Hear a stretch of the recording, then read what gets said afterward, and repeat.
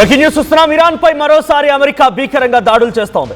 Hormuz జలసంధి పైన మరోసారి పట్టు సాధించే ప్రయత్నం అమెరికా చేస్తోంది. ఇప్పటికే హార్ముజ్ జలసంధి మొత్తంగా అటు స్ట్రైట్ ఆఫ్ హార్ముజ్ ని మా కనుసైగల్లో పెట్టుకుంటాం, మాకే పూర్తి స్థాయి దీనిపైన ఆధిపత్యం కావాలి, మేమే కంట్రోల్ తీసుకుంటామని చెప్తున్న ఇరాన్కి అమెరికా ఇప్పుడు చుక్కలు చూపిస్తోంది. నిన్న కూడా సౌత్ ఇరాన్లోని ఒక కీలకమైనటువంటి స్థావరం పైన ఎక్కడి నుంచి అయితే ఇరాన్ డ్రోన్లు మిసైల్ ప్రయోగిస్తుందో ఆ ప్రాంతంపై అటాక్ చేసిన అమెరికా మళ్ళీ ఇప్పుడు బందర్ అబ్బాస్ పోర్ట్ పైన ఒక ఆర్మీ స్థావరం పైన ఇరాన్ సంబంధించినటువంటి ఆ ప్రాంతంలో భయంకరమైన దాడికి పాల్పడింది అమెరికా.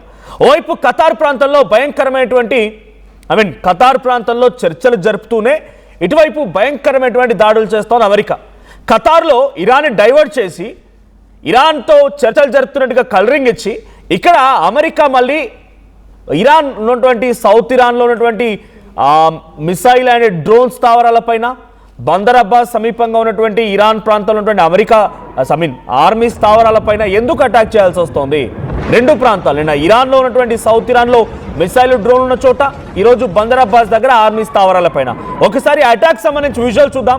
స్ట్రైట్ ఆఫ్ హార్ముజ్ ఎటువంటి హై టెన్షన్ ఉంది, ఆ విజువల్ చూద్దాం.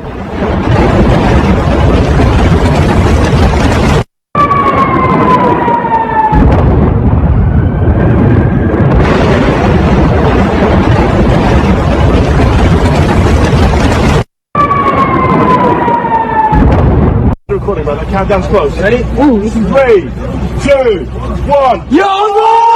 Look at him! Recording, brother. Countdown's close. Ready? Ooh, this is 3, 2, 1. Yo, no! Look at him! Recording, brother. Countdown's close. Ready? Ooh, this is 3. Right, it's a great exchange of weapons. ఇరువైపుల నుంచి ఆయుధాలు ఒకరిపై ఒకరు మళ్లింపు, ఒకరిపై ఒకరి దాడికి సంబంధించినటువంటి ఆ భయంకరమైన సంఘటన స్ట్రైట్ ఆఫ్ హార్ముజ్ దగ్గర జరుగుతోంది. అయితే తమ వార్షిప్స్ ఇప్పటికీ అక్కడ మోహరించారు, తమ సైన్యం అక్కడ మోహరించి ఉంది. ఏ క్షణమైనా ఈ బందర్ అబ్బాస్ సమీపంగా ఉన్నటువంటి ఒక ఆర్మీ స్థావరం నుంచి మాపై అటాక్ చేసే అవకాశం ఉంది అని అమెరికా భావిస్తోంది. మాపై అటాక్ చేస్తే మేమంతా తీవ్రంగా నష్టపోతాం. ఇప్పటికే ఫైనాన్షియల్గా గ్రేటెస్ట్ లాస్ ఏర్పడింది.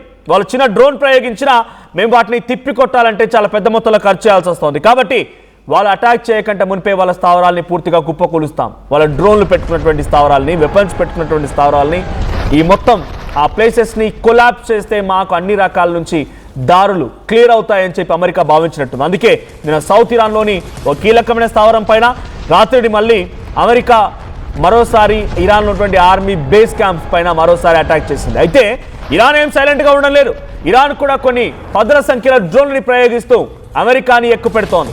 అమెరికా స్థావరాలపైన యుఏఈలో బహ్రాన్, బనామా, ఖతార్ ఈ ప్రాంతంలో అమెరికా స్థావరాలపై అటాక్ చేస్తోంది. అమెరికా వార్షిప్స్ పై అటాక్ చేస్తోంది. కానీ ఏ ఒక్కదాన్ని కూడా అమెరికా తమ భూభాగం వైపు లేకపోతే తమ స్థావరాల వైపు రాకుండా, అక్కడ అటాక్ జరగకుండానే గాల్లోనే పేల్చేస్తోంది. ఇప్పటికే వందలాది డ్రోన్లని అమెరికా ఇరాన్ వైపు నుంచి వచ్చిన వందలాది డ్రోన్లను తిప్పికొట్టిందన్నట్టుగా అమెరికా కూడా ఒక స్టేట్మెంట్ పాస్ చేసింది.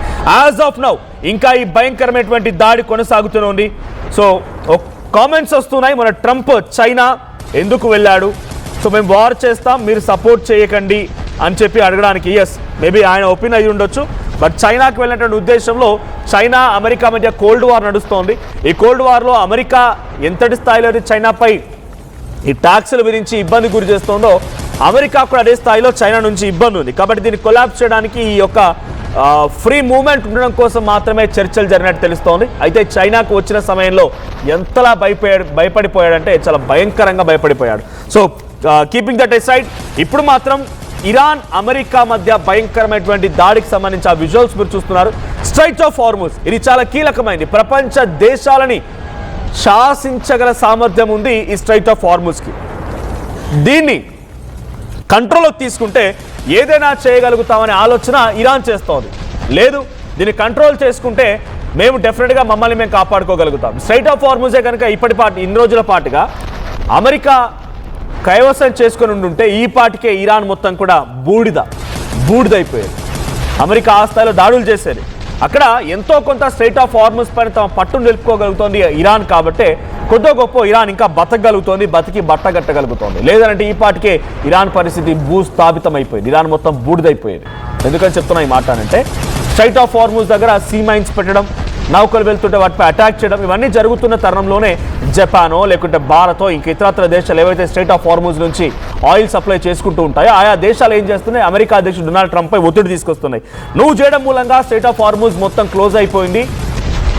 సో ఆ స్ట్రైట్ ఆఫ్ హార్మూజ్ మొత్తం కూడా క్లోజ్ అయిపోయింది. ఆ క్లోజ్ అయిపోయినటువంటి సిచ్యువేషన్ మేమంతా ఇబ్బంది పడుతున్నామని అమెరికా అధ్యక్షుడు డొనాల్డ్ ట్రంప్ పై ఒత్తిడి తీసుకురావడం మూలంగానే అంతో ఇంతో ఆయన కొంత దాన్ని వదిలేసే ప్రయత్నం చేస్తున్నాడు. అంటే ఇరాన్పై అటాక్ చేయకుండా ఆగడంతో ఇరాన్ కొద్దో గొప్ప మొన్నటి వరకు మలేషియా, ఇండియా, రష్యా, చైనా నౌకలు వచ్చాయి చూసారా, ఇవన్నీ కూడా కొద్దో గొప్ప నౌకలకు ఫ్రీ మూవ్మెంట్ ఇస్తూ ఇరాన్ అవకాశం కల్పిస్తోంది. లేదనంటే ఈ పాటికే ఇరాన్ మొత్తం బూడిదైపోయేది. అమెరికా అధ్యక్షుడు డెఫినెట్గా ఇరాన్ మొత్తాన్ని భూస్థాపితం చేసేవాడు. ఏకంగా అక్కడ సుప్రీం కోర్టు అలీ ఖామేని అంతమొందించిన వ్యక్తి అక్కడ ఇంటర్నల్ వార్లో రియాల్స్ పడిపోయాయని, అక్కడ మొత్తం పూర్తిగా డెవలప్మెంట్ లేదని, కంట్రీస్ అన్ని కూడా వెస్టర్న్ కల్చర్ని పాటిస్తూ వాళ్ళంతా ఫార్వర్డ్గా వెళ్తున్నారు, ఏఐ టెక్నాలజీ వస్తుంది, మనం ఇంకా పాత పద్ధతిలో మూసా పద్ధతిలో ఉండాలని చెప్పి అక్కడ దేశస్తులు ఉద్యమాలు చేస్తూ ఉంటే దానికి సైతం బ్యాక్ ఎండ్గా ఉండి వెన్నుదండిగా నిలిచి ఆర్థిక వనరులు సమకూర్చిన డొనాల్డ్ ట్రంప్కి ఇరాన్ని దెబ్బ కొట్టడం పెద్దగా కష్టమేం కాదు. అలా అని చెప్పి పూర్తిగా దెబ్బ కొడదామంటే ఇరాన్ కూడా అంత సైలెంట్గా ఏం లేదు. ఇరాన్ కూడా తమ దగ్గర కూడా అద్భుతమైన టెక్నాలజీ ఉంది. నిన్న నేను చూశాను, ఇరాన్ ఒక టెక్నాలజీని రెడీ చేస్తోంది, మిసైల్ని.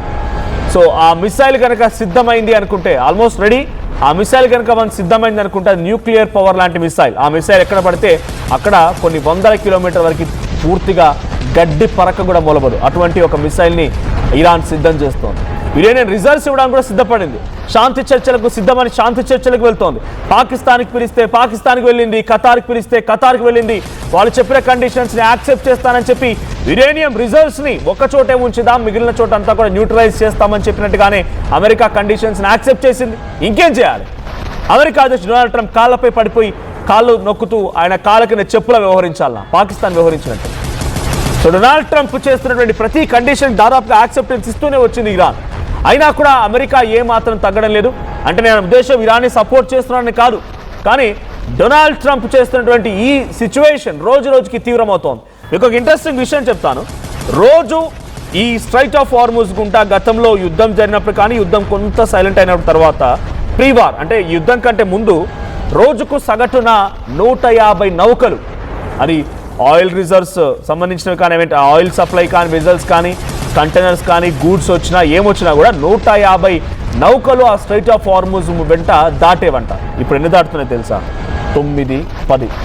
అది కూడా అతి కష్టం మీద. అంటే ఎంతటి స్థాయిలో చాలా భయంకరంగా పడిపోయి చూసారా? ఎంతటి స్థాయిలో చాలా భయంకరంగా ఇక్కడ సిచ్యువేషన్ ఎక్స్ట్రీమ్ అయిందో చూస్తున్నాం. సో ఈ స్థాయిలో అవడానికి కారణం ఎవరు? మరి స్ట్రైట్ ఆఫ్ హార్మూజ్ ఇంతటి స్థాయిలో భయంకరమైనటువంటి రీతిలో అక్కడ నౌకలన్నీ కూడా దాటకుండా అడ్డుకట్ట వేస్తోంది ఎవరు? అఫ్కోర్స్ ఇరాన్ సీమైన్స్ పెట్టింది, ఇరాన్ కారంగా అడ్డుకుంటున్నారు. కానీ ఇరాన్ అడ్డుకోవడానికి కారణం ఏమైంది? అమెరికా. ఇజ్రాయెల్ ఇరాన్ పోరాడుతూ ఉంటే మధ్యలో వచ్చి ఇక్కడ యురేనియం ఉన్నది, ఇక్కడ న్యూక్లియర్ పవర్ ఉంది అని చెప్పి న్యూక్లియర్ పవర్స్ పైన అటాక్ చేస్తున్నానని చెప్పి అటాక్ చేసి ఆ తర్వాత అయిపోయింది కానీ చెప్పిన వ్యక్తి మళ్ళీ ఫిబ్రవరిలో మళ్ళీ అటాక్ చేయడం మొదలుపెట్టి ఫిబ్రవరి 28 నేను వార్త చెప్తోంది మే 28, ఫిబ్రవరి, మార్చ్, ఏప్రిల్ అండ్ మే 4 నెలలు అవుతోంది కదా. అంటే 120 డేస్. ఏంది యుద్ధం? ప్రపంచ దేశాల్లో ఇంత అశాంతి ఉంది, ఇంత స్థాయిలో ఇన్ఫ్లేషన్ స్టార్ట్ అయింది.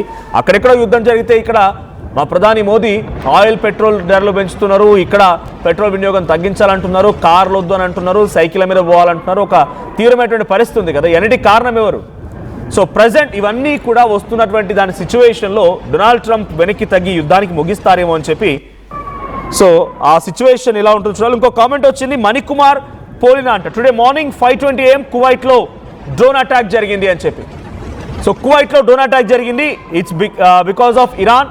సరే చెప్తున్నా, ఏదైతే దేశాలు అమెరికాకు సహకరిస్తున్నాయో, ఏ దేశాలైతే అమెరికాకి సపోర్ట్ చేస్తూ ఇరాన్పై అటాక్ని మరింతగా పెంపొందిస్తూ ఉన్నాయో, ఏ దేశాలైతే అమెరికాకి తమ స్థావరాలను ఏర్పాటు చేసుకోవడానికి అవకాశం కల్పిస్తున్నాయో అక్కడ ఇప్పుడు ఇరాన్ అటాక్ చేస్తోంది. బనామా ఒక చిన్న దేశం, అమెరికా సపోర్ట్ తీసుకొని అమెరికాకి సహకరిస్తూ అక్కడ అమెరికా సైనిక స్థావరాలు ఏర్పాటు చేసుకోవడానికి అవకాశం కల్పించింది. Bahrain, Kuwait, Qatar, Saudi, UAE ఇవన్నీ దేశాలు కదా, Gulf countries, Gulf Persian countries మొత్తం కూడా ఇరాక్తో సహా ఇప్పుడు అమెరికా కంట్రోల్లోనే ఉన్నాయి.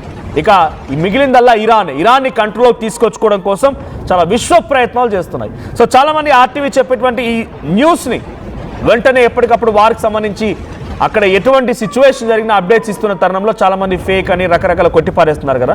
సో ఎవరైతే ఆ ఫేక్ అని రాసేటువంటి పని కట్టుకొని రాసేటువంటి వ్యక్తులు అజ్ఞానులు ఎవరైతే ఉన్నారో వారికి మీకు ఒక విజువల్ చూపిస్తాను. ప్లీజ్ పీసీఆర్ ప్లే చేయండి.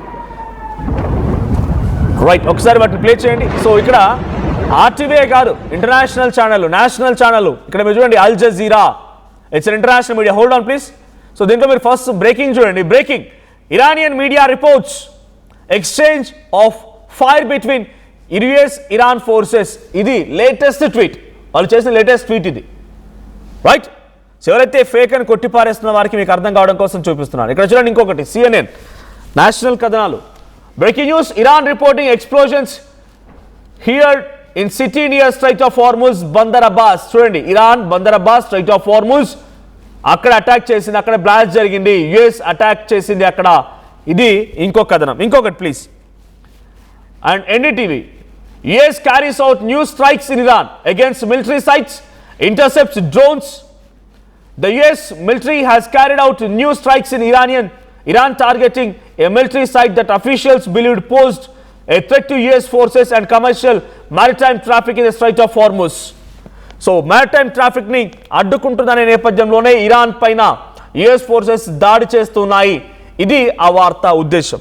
సో ఎవరైతే పనిగట్టుకొని మరి కొంతమంది మేబీ కాంపిటీటర్స్ అంటామా లేకపోతే ఇంకెవరు అంటామా, వాళ్ళంతా కూడా పని కట్టుకొని ఫేక్ అని కొట్టే వాళ్ళందరికీ కూడా ఒకటి గుర్తుపెట్టుకోండి, ఎప్పటికప్పుడు ఎక్స్పర్ట్స్ టీం, మా దగ్గర ఉన్నటువంటి ఆ టీం జర్నలిస్టిక్ వాల్యూస్ని కంటిన్యూ చేస్తూ ఇంటర్నేషనల్ మీడియా కథనాలకు సంబంధించి 1-2 సార్లు ధృవీకరించుకున్న తర్వాత ఈ వార్త కొడుతున్నాం.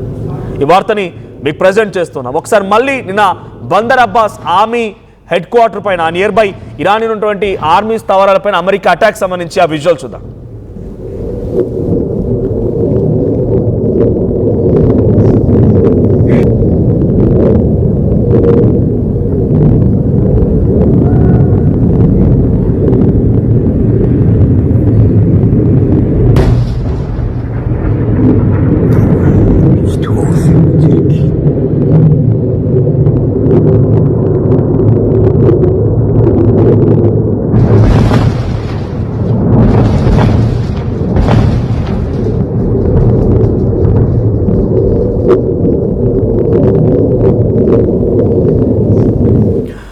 భయంకరమైనటువంటి దాడి. మీకు ఒక చిన్న డీటెయిల్డ్ ఇన్ఫర్మేషన్ ఇస్తాను, ఏం జరుగుతోంది ప్రజెంట్ సిచ్యువేషన్ అనేది.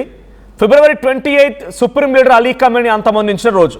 ఆ రోజు నుంచి ఈ రోజు వరకు ఎగ్జాక్ట్గా 4 నెలలు అవుతోంది, అంటే 120 days. 120 రోజుల పాటుగా భయంకరమైనటువంటి దాడి జరిగింది. 40-45 రోజుల పాటుగా భయంకరమైనటువంటి దాడి, ఒకరిపై నుంచి ఇంకొకరు దాడి చేసుకున్నారు. కువైట్ పై అటాక్ ఇరాన్ చేస్తే, ఇరాన్ పై అటాక్ అమెరికా చేస్తుంది. ఖతార్ పై అటాక్ ఇరాన్ చేస్తే, ఇటు అమెరికా ఇరాన్ పై అటాక్ చేసి, ఇదే జరుగుతూ వచ్చింది. అటు ఇజ్రాయెల్, లెబనాన్, సిరియాలపై అటాక్ చేస్తూ వచ్చినాయి. ఆ పర్షియన్ గల్ఫ్ కంట్రీస్ మొత్తం కూడా ఒక హాట్ జోన్గా ఉండిపోయింది. ఇక్కడ స్ట్రైట్ ఆఫ్ హార్ముజ్ కనుక అక్కడ లేకపోయి ఉంటే ఇది ప్రపంచ దేశాలపై ఎటువంటి ఎఫెక్ట్ పడేది కాదు. ఇంతటి స్థాయిలో ఎఫెక్ట్ పడేది కాదు. ఇంతటి స్థాయిలో ప్రపంచ దేశాలు కూడా ఈ యుద్ధాన్ని ఆగాలని కోరుకునే వాళ్ళే కాదు. స్ట్రైట్ ఆఫ్ హార్ముజ్ అనేటువంటి ఒక కీలకమైనటువంటి జలసంధి 20% ఆయిల్ సప్లై చేస్తుంది ప్రపంచ దేశాలకి. దాంట్లో భారత్ చాలా అత్యధిక మొత్తంలో దిగుమతి చేసుకుంటూ ఉంటుంది ఆ స్ట్రైట్ ఆఫ్ హార్ముజ్ గుండా. ఇప్పుడు రష్యా నుంచి రావాల్సిన ఆయిల్ కొనుగోలు కూడా డొనాల్డ్ ట్రంప్ ఎవడో చెప్పాడని చెప్పి మన భారత ప్రధాని అక్కడి నుంచి ఆయిల్ కొనుగోలు చేయడం ఆపేస్తే భారత్పై చాలా పెను ప్రభావం కూడా పడుతోంది. ఇదే సిచ్యువేషన్లో ఇప్పుడు డొనాల్డ్ ట్రంప్ ఏం చెప్తున్నారు, ఖతార్ వేదికగా శాంతి చర్చలు జరుగుతున్నాయి. మొన్నటి వరకు పాకిస్తాన్ వేదికగా జరిగినాయి. ఏమంటారు ఆయన టార్గెట్ ఏంటి, ముందుగా రెజ్యూమీ మారాలి, అక్కడ ఉన్నటువంటి నాయకుడు మారాలి. నాయకుడు మారిపోయాడు, ఆయన కొడుకు వచ్చాడు, ఆయన కొడుకును కూడా యాక్సెప్ట్ చేయలేదు, ఎట్టకేలకి ఏదో రకంగా మళ్ళీ కొడుకుని యాక్సెప్ట్ చేశాడు. ఆ తర్వాత యురేనియం రిజర్వ్స్ ఉండొద్దు అంటాడు. యురేనియం రిజర్వ్స్ ఉండడానికి కూడా వాళ్ళు యాక్సెప్ట్ చేశారు, ఓకే. కానీ డొనాల్డ్ ట్రంప్ ఉద్దేశం ఏంటంటే వాళ్ళు చెప్తోంది ఒకటే, ఇరాన్ ఎక్స్పెక్ట్ చేస్తోంది ఒకటే, వీ షుడ్ బి ఇండిపెండెంట్. మేము ఇండిపెండెంట్గా ఉండాలి. మా దేశంలో జరిగేటువంటి వ్యవస్థలపై నువ్వు శాసించడానికి వీల్లేదు, మా దేశంలో జరిగేటువంటి చర్యలపై నువ్వు శాసించడానికి వీల్లేదు, మా స్వతహాగా మేము చూసుకుంటాం, నీ ఇన్వాల్వ్మెంట్ మా దేశంలో వద్దనేటువంటి ఒక బిగ్గెస్ట్ కండిషన్ని ఇరాన్ పెట్టింది. అన్నిటినీ యాక్సెప్ట్ చేసిన ఇరాన్ ఇది మాత్రం యాక్సెప్ట్ చేసే అవకాశం లేదు. బికాస్ ఆ దేశంలో ఏం జరగాలి నువ్వు డిసైడ్ చేస్తే మరి ఆ దేశస్తులు ఏం చేయాలి? అక్కడ దేశంలో సుప్రీం లీడర్ ఎవరు కావాలి, ప్రెసిడెంట్ ఎవరు కావాలి డిసైడ్ నువ్వు చేస్తే అక్కడ పబ్లిక్ ఏం చేయాలి? ఇది పబ్లిక్ ఒప్పుకోవడం లేదు. దీంతో పబ్లిక్ అక్కడ ఉన్నటువంటి హైకమాండెంట్స్ అండ్ ఆర్మీ మిలిటరీ ఏ ఒప్పుకోవడం లేదు. దీంతో ఎలాగైనా సరే ఖతార్ పేరిట యుద్ధం ముగింపు పలుకుతున్నాం, అక్కడ చర్చలు జరుగుతున్నాయని చెప్పి దొంగచాటున వచ్చి దొడ్డిదారిన మళ్ళీ అటాక్ చేస్తున్నాడేమో డొనాల్డ్ ట్రంప్. ఎందుకు? వాళ్ళ దగ్గర వెపన్స్ని కిల్ చేయాలి. వెపన్స్ని కిల్ చేసి పూర్తిగా వాళ్ళ కంట్రోల్లోకి, అమెరికా కంట్రోల్లోకి ఇరాన్ వెళ్ళినప్పుడే ఏం చెప్పినా వింటది. అందుకే ఖతార్ దగ్గర చర్చలను పిలవాలి, ఇక్కడ అటాక్ చేయాలి. ఇదే జరుగుతోంది ఇప్పుడు. గతంలో పాకిస్తాన్ దగ్గర చర్చలను పిలిచారు, అటాక్ చేశారు. ఇప్పుడు ఖతార్ దగ్గర చర్చలను పిలుస్తున్నారు, అటాక్ చేస్తున్నారు. ఇరాన్ కూడా ఏం వెనక్కి తగ్గడం లేదు, ఇరాన్ కూడా అటాక్ చేస్తోంది. బట్ ఇరాన్ శక్తి ఎక్కడ, అమెరికా శక్తి ఎక్కడ? ఇరాన్ ఎంత అటాక్ చేసినా అమెరికాను ఢీకొనలేదు, అమెరికాను మొత్తం ఫుల్గా కొలాప్స్ చేయలేదు. కానీ అమెరికా తలుచుకుంటే ఇరాన్ని కొలాప్స్ చేయొచ్చు. కానీ ప్రస్తుతం సిచ్యువేషన్లో అమెరికా మెల్లిమెల్లిగా తన లక్ష్యం అదే, ఇరాన్ని పూర్తిగా కొలాప్స్ అయినా చేయాలి, లేదంటే తమ కంట్రోల్లోకి తీసుకోవాలి. కంట్రోల్లోకి రాము అని చెప్పి ఇరానియన్స్ చెప్తున్నారు కాబట్టి కొలాప్స్ చేసే ఉద్దేశంలో డొనాల్డ్ ట్రంప్ ఉన్నారు. డొనాల్డ్ ట్రంప్ ఎన్ని రోజులుగా యుద్ధం ఇంకా జరిపినా అది కేవలం Iran, Israel, America, Gulf countries పైనే కాదు, ప్రపంచ దేశాలపైన ఆ ప్రభావం పడుతూనే ఉంది. సో ఇరాన్ ఆర్ అమెరికా, ఈ రెండు దేశాల మధ్య జరిగిన యుద్ధం కారణంగా మనం కూడా చాలా తీవ్రమైనటువంటి ఇబ్బందులు పడుతూనే ఉన్నాం. సో డొనాల్డ్ ట్రంప్ తన మొండి వైఖరి మాత్రం మార్చుకోవడం లేదు. డొనాల్డ్ ట్రంప్ చర్చల్ని ఇక ముగింపు దశకు తీసుకొస్తారనే ఆలోచన కూడా నిజంగా ఒక్కోసారి డౌట్గానే కనబడుతుంది. బికాజ్ ఆయన మాటలకి ఆయనకే విశ్వసనీయత ఉండదు, ఆయన మాటల పైన ఆయనకే నమ్మకం ఉండదు. ఖతార్ వేదికగా జరుగుతున్న చర్చలు 60 రోజుల పాటుగా యుద్ధాన్ని ముగించేద్దాం, మీరు నాపై అటాక్ చేయక నేను మీపై అటాక్ చేయను, ఆ తర్వాత మనం రోజుకొక కండిషన్ మీద మాట్లాడుకుందాం, ఆ కండిషన్స్ని సాల్వ్ చేసుకుందాం, ఒక ఫుల్ పర్మనెంట్ సొల్యూషన్ని దీన్ని తీసుకొద్దామని చెప్పి పెజెస్కియాన్ ఇరానియన్ ప్రెసిడెంట్ ఒక స్టేట్మెంట్ ఇచ్చినా కూడా అమెరికా ఏమాత్రం వెనక్కి తగ్గకుండా ఇంకా అటాక్ చేస్తూనే ఉంది. అమెరికా నిన్న బందర్ అబ్బాస్ పోర్ట్పై చేసిన అటాక్తో ఇరాన్ మళ్ళీ రిటిలియేషన్ స్టార్ట్ చేసి డ్రోన్స్తో విరుచుకుపడుతోంది. అయినా కూడా డ్రోన్లు అమెరికాని ఏం చేయలేకపోతున్నాయి. ఖతార్, కువైట్, బెహ్రాన్, బెనామా, సౌదీ, యుఏఈ ఈ ప్రాంతాల్లో ఒక్క డ్రోన్ కూడా పడనివ్వకుండా అమెరికా అడ్డుకునే ప్రయత్నం చేస్తోంది. ఈ యుద్ధం ఇంకా నెక్స్ట్ లెవెల్ వెళ్తోంది. మొన్నటి వరకు 150 నౌకలు వెళ్ళినటువంటి ఆ స్ట్రైట్ ఆఫ్ హార్ముజ్ వెంట ఇప్పుడు కేవలం 9 నౌకలు వెళ్తున్నాయంటే ఎంతటి ప్రభావం ఉందో అర్థం చేసుకోండి. సో మీ అభిప్రాయం ఏంటి? డొనాల్డ్ ట్రంప్ వెనక్కి తగ్గుతారని మీరు అనుకుంటున్నారా? డొనాల్డ్ ట్రంప్ అహంకారం పెరుగుతుందని మీరు అనుకుంటున్నారా? Please do comment.